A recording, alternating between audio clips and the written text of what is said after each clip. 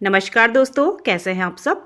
आज हम बात करेंगे ब्रह्मकमल के पौधे के ऊपर कि इस टाइम पे हमें उसमें कौन से काम करने हैं जिससे हमारे पौधे की ग्रोथ तो अच्छी ही हो, साथ ही इसमें जल्द से जल्द और ज़्यादा से ज़्यादा फ्लावरिंग भी स्टार्ट हो जाए।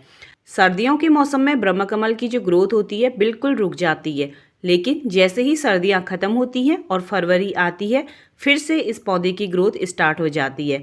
फरवरी और मार्च में ब्रह्मकमल में कुछ काम करना बहुत ज़रूरी है, जिससे आगे चल के इसमें बहुत अच्छी फ्लावरिंग हो।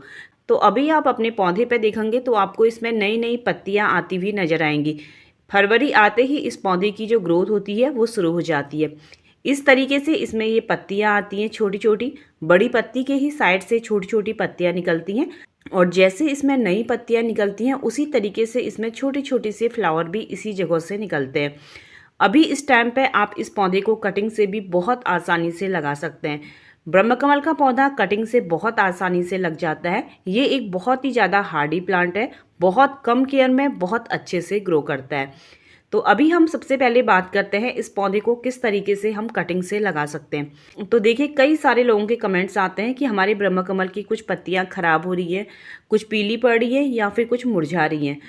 तो अगर आपकी ब्रह्मकमल की कुछ पत्तियां खराब हो रही हैं या फिर आपने अपने ब्रह्मकमल को रिपोर्ट करके लगाया है, तो नीचे नीचे की जो पत्तियां होती हैं, पुरानी पत्तियां या फिर जो पत्तियां कटी फटी सी है, आप उनको कट करके आप उनको कटिंग के तौर पे लगा सकते हैं, जिससे आपको ब्रह्मकमल के नए पौधे मिल जाएंगे।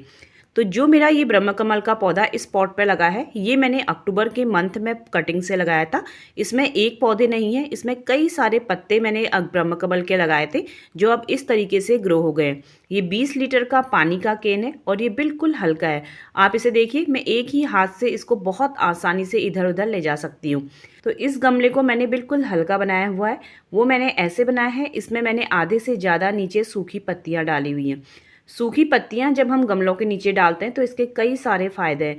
एक तो हमारा पौधा कभी भी ओवर वाटरिंग के कारण नहीं मरता, क्योंकि जितना भी हम अगर एक्स्ट्रा पानी डालते हैं तो वो नीचे से निकल जाता है। दूसरा, सूखी पत्तियों से जो गमले होते हैं बहुत हल्के हो जाते हैं, जिससे हम गमलों को आसानी से एक जगह से दूसरी जगह ले जा सकते हैं। तीसरा, जो सूखे पत्ते होते हैं वो जैसे जैसे डिकम्पोस्ट होते हैं, हमारे पौधों को बहुत अच्छी खाद देते हैं। तो इस तरीके से जब भी आप गमले भरते हैं तो उसमें नीचे से सूखे पत्ते जरूर डालिए। ये देखिए, एक 6 इंच का मैंने पॉट लिया हुआ है, जिसके नीचे मैंने पुराने मटके के जो टुकड़े होते हैं उनको रख दिया है, और ये हैं सूखे पत्ते। तो इस तरीके से जितने भी गार्डन के सूखे पत्ते गिरते हैं मैं एक पॉट के अंदर इस तरीके से डाल देती हूँ। आप पॉट में रखिए, पन्नी में रखिए, ये सूखे पत्ते हमारे गार्डन में हमेशा काम आते हैं। आधे से ज़्यादा पॉट हम सूखे पत्तों से भर देंगे, क्योंकि सूखे पत्ते अभी हम डाल रहे हैं तो काफ़ी ज़्यादा दिखते हैं, लेकिन धीरे धीरे ये नीचे बैठ जाते हैं। तो इस तरीके से हमने आधे से ज़्यादा सूखे पत्ते डाल दिए हैं। अब हम इसमें डालेंगे मिट्टी। मैं ये पुराने गमले की मिट्टी ले रही हूँ और इसमें 20% के करीब पुरानी गोबर की सड़ी हुई खाद डालूंगी। हमारे वहाँ की जो मिट्टी होती है वो काफ़ी रेतीली होती है, इसलिए मैं इसमें बजरी, जिसे हम रेत भी कहते हैं, वो मिक्स नहीं करूँगी। अगर आपके वहाँ की मिट्टी बहुत ज़्यादा चिकनी है तो आप उसमें 10 से 20% के करीब रेत भी मिक्स कर सकते हैं। तो इस तरीके से हम गमले को ऊपर तक भर देंगे। मैं गमले में मिट्टी ऊपर तक भर रही हूँ, क्योंकि नीचे हमने सूखी पत्तियाँ डाली हैं और कुछ टाइम बाद जो सूखी पत्तियाँ होती हैं वो नीचे बैठ जाती हैं, जिससे हमारा गमला ऊपर से फिर खाली लगने लगता है। अब हम लेंगे ब्रह्मकमल की कटिंग। ब्रह्मकमल की कटिंग लेने के लिए जो इस तरीके की नई पत्तियां होती हैं, आप इनको ना लेके जो थोड़ा सा पुरानी पत्तियां होती हैं उनको लीजिए। तो इस तरीके से मेरे ब्रह्मकमल में एक दो पत्तियां टूटी हुई हैं, तो मैं उन्हीं को निकाल लूँगी। ये देखिए, ये ब्रह्मकमल की पत्ती आधी कटी हुई है, तो मैं इसको कट कर लूँगी। आप ब्रह्मकमल की कटिंग को अभी इसी टाइम पे भी लगा सकते हैं, या फिर जो ये पत्ती मैंने कट की है इसको 2 से 3 दिन हम छाया वाली जगह पे रख लेंगे। जब हम इसको 2 से 3 दिन छाया वाली जगह पे रखते हैं तो जो इसके नीचे का पार्ट होता है ये थोड़ा सा ड्राई हो जाता है। उसके बाद अगर हम कटिंग लगाते हैं तो वो कटिंग हमारी बहुत अच्छे से चलती है। देखिए, एक कटिंग हमने ले ली है। इस कटिंग को, इस पत्ती को हम पूरा का पूरा भी लगा सकते हैं, या फिर बीच से कट करके हम एक पत्ती से 2 कटिंग भी बना सकते हैं। जैसे हम स्नेक प्लांट की कटिंग लगाते हैं, सेम उसी तरीके से। एक पत्ती इसमें और टूटी हुई है, इसको भी हम कटिंग के तौर पे लगा लेंगे। तो इस तरीके से हमको कटिंग को लगाना है। 1 इंच तक का नीचे का हिस्सा मिट्टी में मैं दबा दूंगी, और ज़्यादा इसकी कटिंग लगाने के लिए हमें कुछ नहीं करना पड़ता। और अब मैं इसमें डालूंगी पानी। पानी डालते समय हमें ये ध्यान देना है कि अब मैं इसमें दोबारा तभी पानी डालूंगी जब मिट्टी बिल्कुल सूख जाएगी। जब मिट्टी गीली होगी तब आपको पानी नहीं देना है। बहुत ज़्यादा पानी देने से जो कटिंग होती है वो पीली पड़ने लगती हैं और फिर गल के ख़राब हो जाती है। इसलिए आप गमले की मिट्टी को चेक करें। जब आपको लगता है कि गमले की मिट्टी बिल्कुल इस तरीके से सूख चुकी है तभी आपको दोबारा इसको पानी देना है। इस गमले को अभी मैं 2 से 3 दिन के लिए छाया वाली जगह पर रखूँगी और उसके बाद मैं उसको ऐसी जगह पर रखूँगी जहाँ पर इसमें 1 से 2 घंटे की इसको धूप मिल सके। तो इस तरीके से आप आसानी से ब्रह्मकमल की कटिंग को लगा सकते हैं। अब हम बात करते हैं सनलाइट की। अभी जो मौसम है उसमें बहुत ज़्यादा गर्मी नहीं आई है, हल्की सी ठंड है। तो इस टाइम पे आप अपने ब्रह्मकमल के पौधे को 3 से 4 घंटे की धूप में रख सकते हैं। आप सुबह शाम या दिन की 3 से 4 घंटे की धूप में रख लीजिए।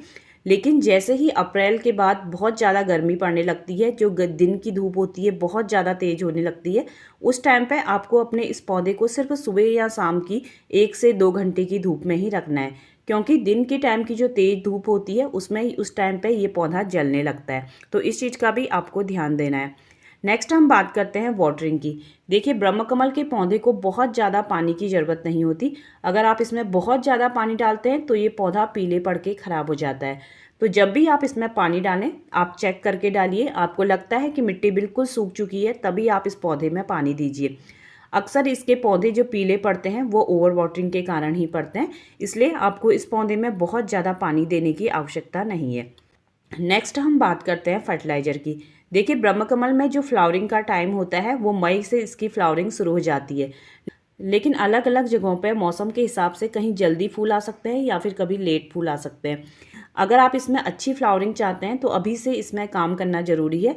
आप इसमें अभी से इसमें खाद डालना शुरू कर दीजिए। तो इसमें आप डाल सकते हैं ऑर्गेनिक खाद या फिर मार्केट की केमिकल खाद। आप कोई भी खाद डालिए, दोनों बहुत अच्छा काम करती हैं। इस टाइम पे आप इसकी मिट्टी में सूखी हुई खाद डाल सकते हैं, जैसे गोबर की खाद डाल दीजिए या फिर वर्मी कंपोस्ट डाल दीजिए। तो इस टाइम पे आप पौधे पे सूखी हुई खाद जरूर डालिए। आप दो से 3 मुट्ठी गोबर की खाद या वर्मी कंपोस्ट अपने हर पौधे पे डालिए।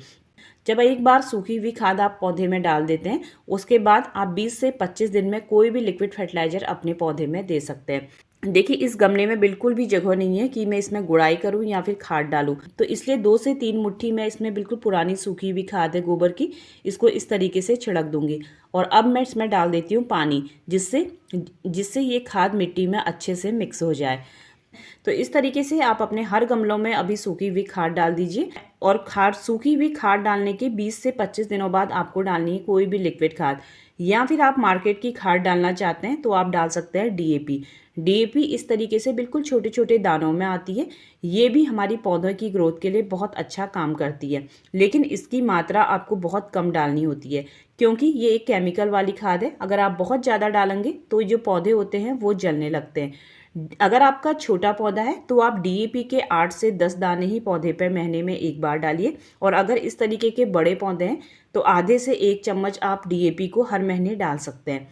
तो इस चीज़ का आपको ध्यान देना है। तो इस टाइम पे आप अपने ब्रह्मकमल के पौधों की कटिंग लगाइए और उसमें अच्छे से खाद डालिए, जिससे आपका ब्रह्मकमल का पौधा अच्छे से ग्रो हो सके और उसमें जल्द से जल्द फ्लावरिंग स्टार्ट हो जाए। वीडियो पसंद आया हो तो मेरे चैनल को लाइक और सब्सक्राइब करिएगा।